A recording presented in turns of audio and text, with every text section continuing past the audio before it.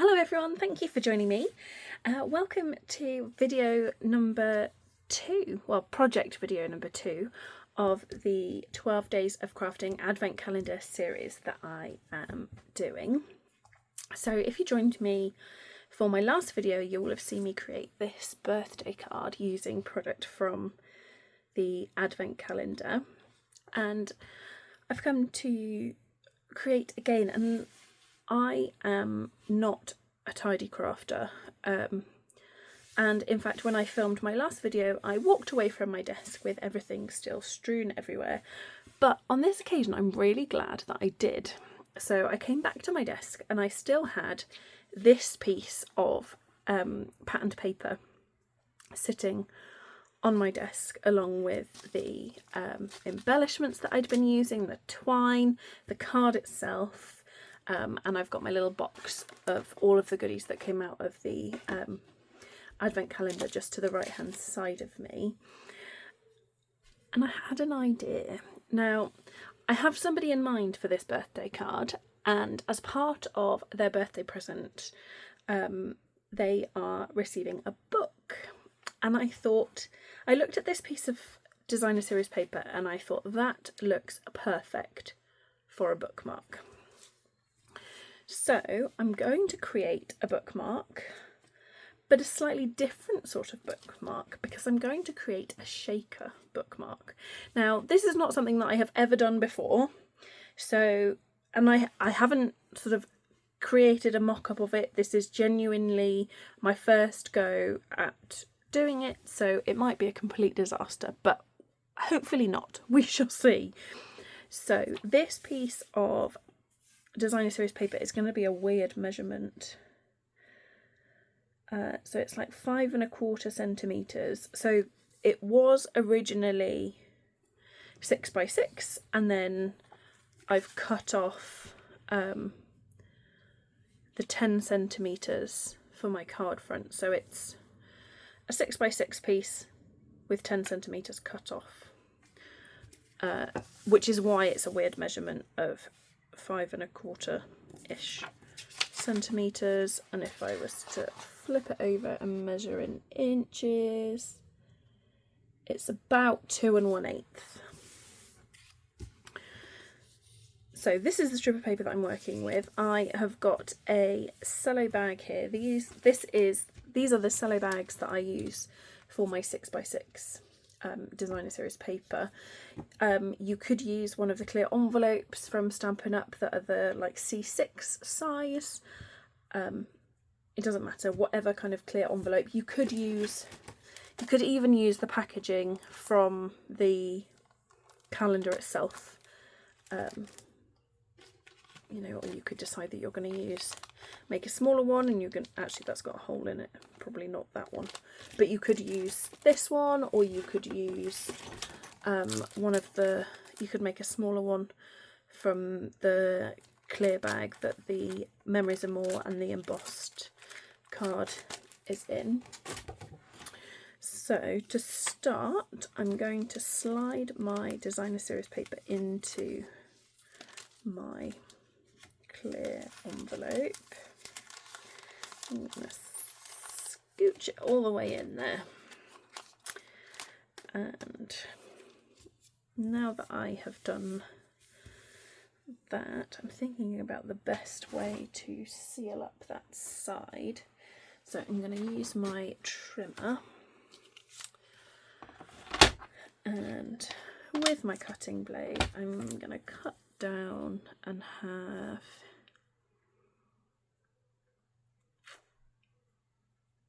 I'm going to give myself 1/2 inch. We'll see. We'll see if this works. So I've got my 1/2 inch, and then I'm going to turn it over so I've got the back of my paper, and I'm going to open my clear bag, and I'm going to trim just inside of that seam. So I'm not kind of forcing my scissors, it's just kind of where my scissors sit inside and then the same again on the other end. And I'm not going like all the way to my paper, I'm leaving a bit of a gap, because what I'm going to do is I'm going to take my designer series paper out. Actually no, that's not a good idea. The designer series paper is giving me a bit more structure because it's a bit flimsy. So I'm going to pop that back in, and then what I'm going to do is very carefully kind of fold that back, and I'm going to trim away some of that cello bag from the back. So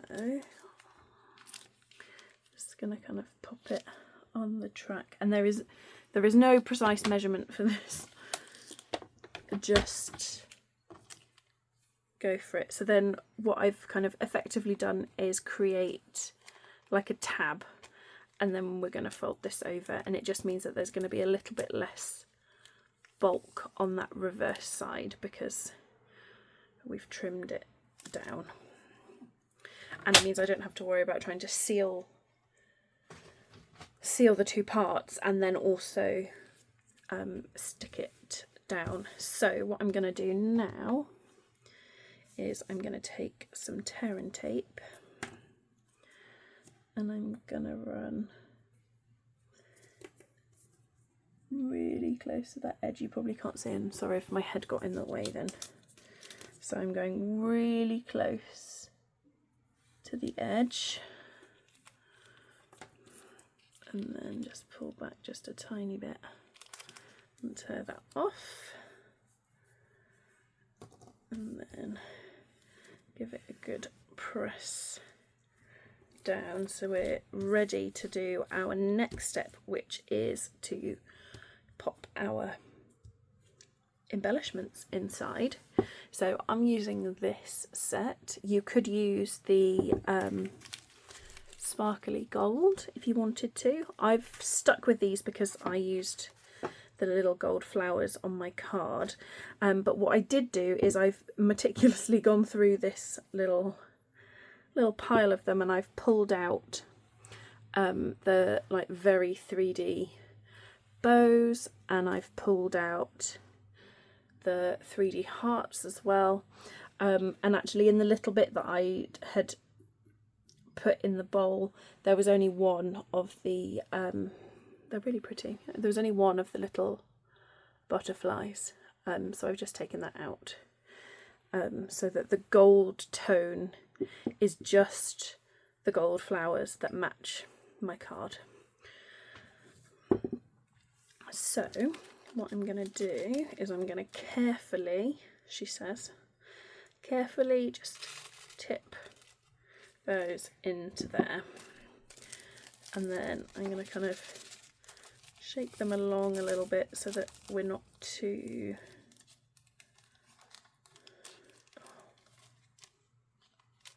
what I don't want is for them to be behind. There we go. So push that designer series paper all the way down. I feel like I shouldn't have shaken it. Okay, hold the line, Paula. Right, let's try this again. Learn from my mistake. Right. Now what I could do is I could pop a little bit of adhesive on the back of my designer series paper just to help keep it in place, but I think we'll be okay. There we go. Right, so it's pressed all the way down. I'm going to sprinkle in my embellishments. Just make sure that we're all tucked in, and then I'm going to flip it over, and then I'm going to peel away the backing of my tear and tape, and you might find this a little bit tricky because it's on the clear envelope. Giving it a good squidge down with your bone folder can help,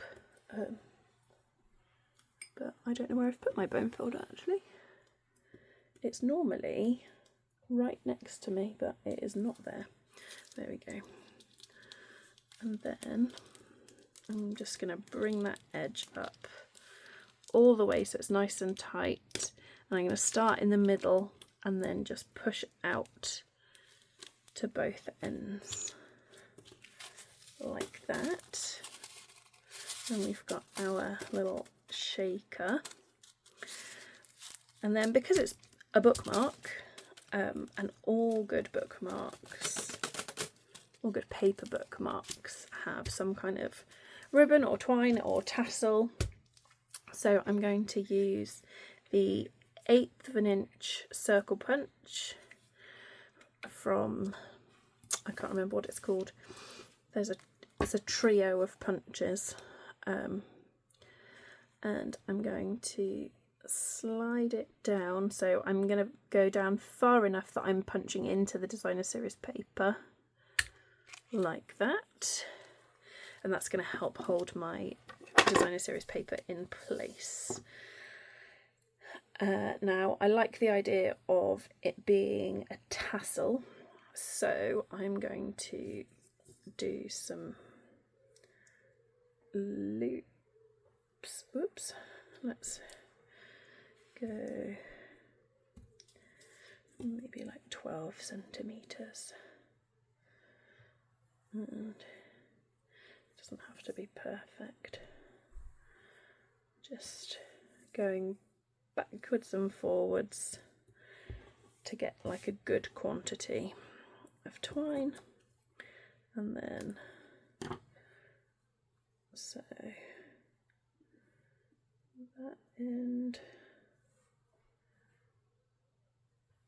with our loops. So I'm going to put, actually I'm going to undo one of those so that I've got the, so I've got 3 loops at that end, and then both of my non-loop ends, technical term, are on that same end. Okay, so then we're gonna pop those through the hole. There we go. And then I want to get it so that I've got the kind of center of all 3 of those loops. And then I'm going to pull, let's untwist it, there we go. And then I'm going to pull all the rest of those ends through that loop, like that. And then I'm going to trim that long end that I created, and I'm going to trim or cut through both of those loops. And then so I could just leave it like that, but I like the idea of it being a bit more kind of frayed. What would be really good is if I had a comb, but what I'm going to do is just each of those threads, oh, I'm going to regret this, aren't I? No, let's go for it. I'm just kind of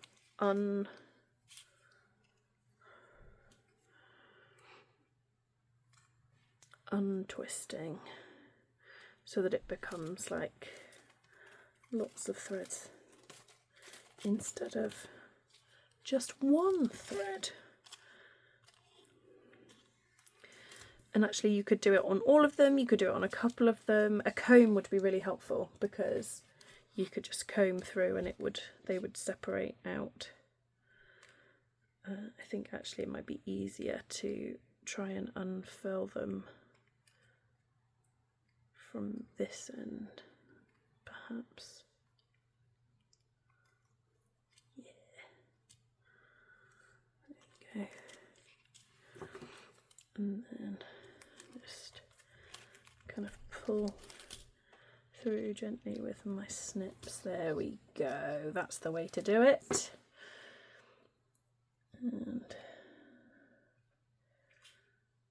it is a little bit fiddly, but I think it's going to be worth it. We'll see. You can be the judge of whether it's worth it or not. So just carefully separating and then just using a combination of my scissors and my fingers to pull them apart into individual strands.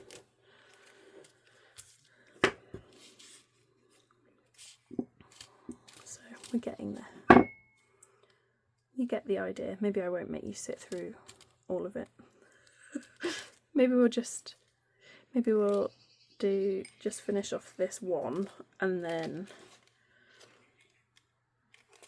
I will unfurl the rest off camera, and then maybe post a picture on my Facebook or my Instagram, or maybe both actually.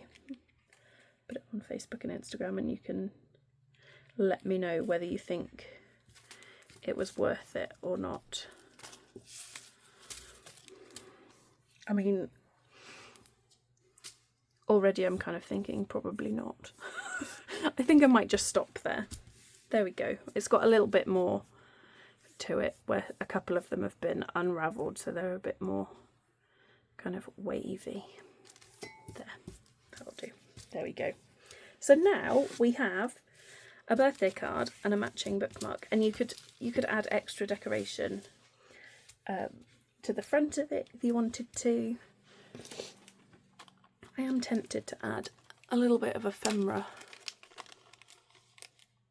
on there. Could maybe add a heart or a butterfly, maybe a bow. The bow is quite cute.